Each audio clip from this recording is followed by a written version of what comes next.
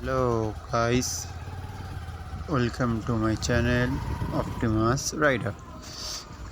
রাস্তা খুব অন্ধকার, লাইটটা হচ্ছে না, জ্বালিয়ে নিলাম। এখন চলো, একটা ফ্রেন্ডকে আমি পিক আপ করতে যাবো। টাইম হয়েছে 5:25, আর বাইরে মারাত্মক ঠান্ডা।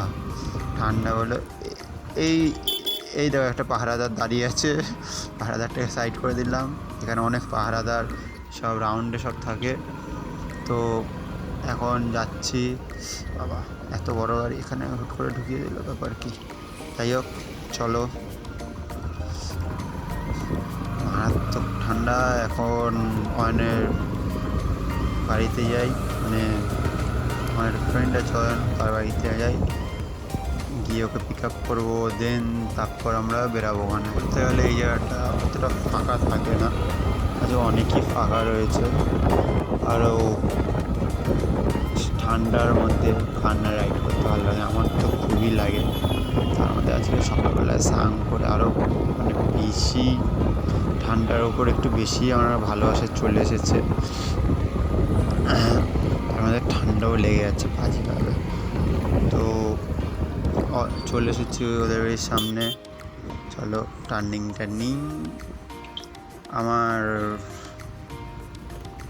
ওরে বাবা, এই তো ওটা আমি ঢুকতে পারিনি। আমার সব বডিগার্ড সব চলে এসেছে। দুজন বডিগার্ড আমাকে হাফ রাস্তা ছেড়ে দিয়ে গেল।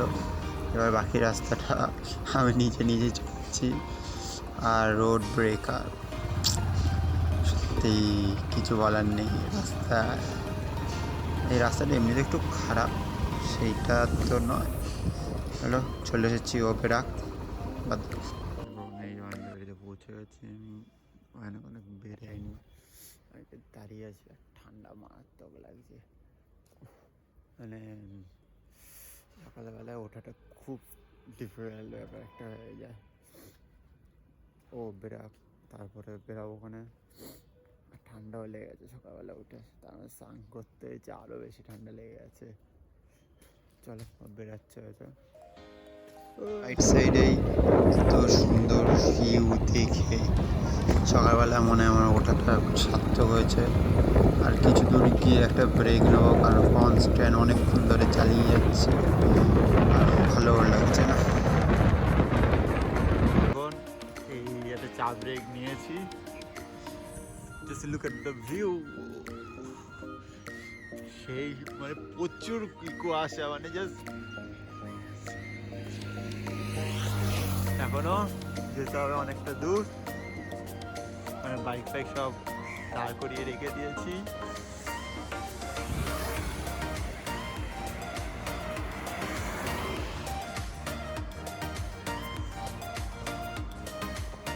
তো বলতে গেলে 40 কিলোমিটার এসেছি, দেখা যাক কত কিলোমিটার। কোন ব্রেক নিতে দাঁড়িয়েছি।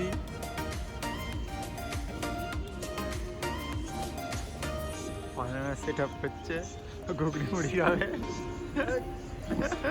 অনেকটা রুট বলতে গেলে কভার করে নিয়েছি। আমি মিডিলে ভিডিও করতে পারিনি, কারণ আমার মিডিলে ওই ওই হোল্ডার একটু প্রবলেম হয়ে গেছিলো। তারপরে এখন ঠিকঠাক করে যাই হোক করছি। এখন আমরা ডাইরেক্ট এখান থেকে সোজা যাবো বনলতাতে গিয়ে কিছু খাওয়া দাওয়া করবো। খাওয়া দাওয়া করে তারপরে যাবো রানওয়ের দিকে। এগুলো এগুলো হচ্ছে হোটেল। অয়ন এখন হোটেল খুঁজে, টাকা অয়ন একটু কিছু বলছি।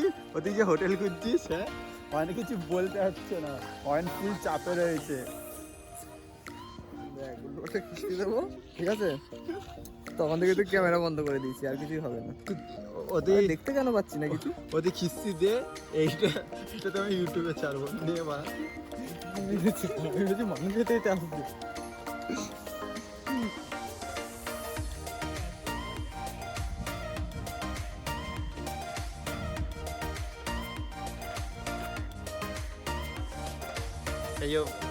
এই যে এখানে একজনকে পেয়ে গেছি। এখানে ফক্সিকে পেয়ে গেছি, ফক্সি স্পটেড। হেই ফক্সি, হ্যালো।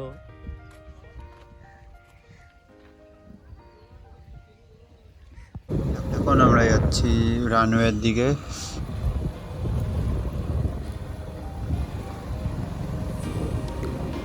রাস্তাটা কিন্তু সেটেল বল। এই জঙ্গলের মধ্যে দাঁড়িয়ে আছি, মানা জ্ঞান দিচ্ছে, আমার পেটে পুরো চার হয়ে গেছে। ওই সাইডে কিছু নেই, হাতে এই তো সাইডে না রোড ফাঁকা, আর চারিদিকে জঙ্গল। ভাই ওই তো মাটি, ভাই ওই তো মাটির কাছ থেকে আমার পুরো ভালোবাসা একটু মুখে চলে এসেছিল। আর কি বলবো আমি এখানে, আমার পুরো মানে কি অবস্থা হয়েছিল আমি এক জানি। আর নড়বি না, আমার আমার সব কিছু নড়ে গেছিলো, মানে শুধু বুকটা বাদে। আর যাই হোক সেই সব বললে তো লাভ নেই, এখন আমি দাঁড়িয়ে আছি এই রানওয়ের দিকে যাবো, একটু দাঁড়ালাম, আর অনেকটা অন্যদিকে চলে যাচ্ছিলাম ভুল করে, তাই আবার এদিকে চলে যাচ্ছি। ভিডিওটা ঠিকঠাক করতে পারি না, আপনার যাই হোক কিছু এমন বেরিয়ে পড়লো, মানে দেখে আরও ফুল স্পিডে বেরিয়ে চলে এসেছি। এখন এখানে দাঁড়িয়ে রয়েছি, এই যে আমার বাইক হিডোকে নিয়ে এখন দাঁড়িয়ে আছি। কিশোরপাড়া কলকাতা রাইডারে এখন একটা মেম্বার আমি।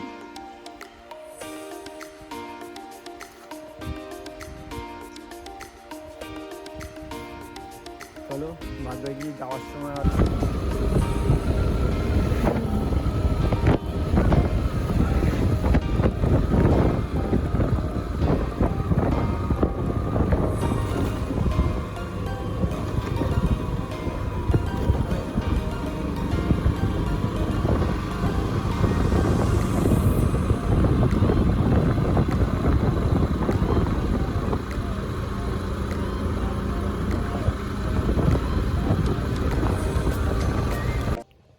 ভিডিও আসেনি, কারণ হচ্ছে আমার ব্যাটারি শেষ হয়ে গেছিলো, আর হচ্ছে না আসেনি। আশা করছি যতটুকু ভিডিও তোমাদের কাছে শেয়ার করেছি ততটুকু তোমরা খুব ভালোবাসার সব দেবে। নেক্সট টাইম দিয়ে ফুল ভিডিও আসবে, আর সাবস্ক্রাইব অবশ্যই করে দিয়ে যাবে।